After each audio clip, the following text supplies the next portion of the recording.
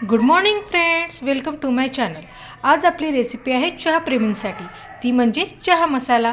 त्यासाठी लागणारे साहित्य आहे दालचिनी, जायफळ, मोठी इलायची, मिरे, लवंग, अद्रक, इलायची पावडर। तुम्ही इथे सगळी इलायचीसुद्धा यूज करू शकता। मी अद्रक इथे 250 ग्रॅम आणि बाकीचे सर्व 20 ग्रॅम यूज केलेले आहे। तुम्हाला तुमच्या प्रमाणात तुम्ही यूज करू शकता। चला सुरुवात करूया रेसिपी करता।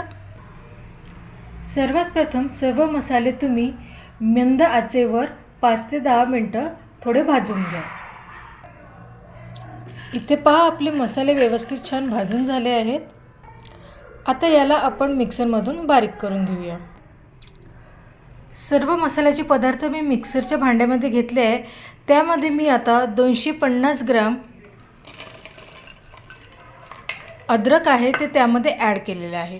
हे अद्रक मी धुवून छान उन्हामध्ये वाळून बारीक तुकडे करूनच त्याचं वाळलेलं अद्रक वापरते आहे। ओलं अद्रक वापरू नये, त्याचं छान असा पावडर तयार होत नाही। आता यामध्ये मी माझ्याकडे असलेले इलायची पावडर ॲड करते आहे। तुम्ही मसाला पदार्थ भाजतानाच त्याच्यामध्ये इलायची भाजून टाकली तरी चालेल। आता इलायची पावडर ॲड झाले आहेत। आता हे सगळं आपण छान बारीक करून घेऊया। तयार आहे आपला छान सुगंधित आणि शरीराला उपयोगी असणारा असा चहा मसाला। हा चहा मसाला तुम्ही चहा पूर्ण झाल्यावर त्याच्यामध्ये 1 चमच ॲड करावा आणि त्याला 2 मिनिटं उकळू द्यावा आणि घ्यावा।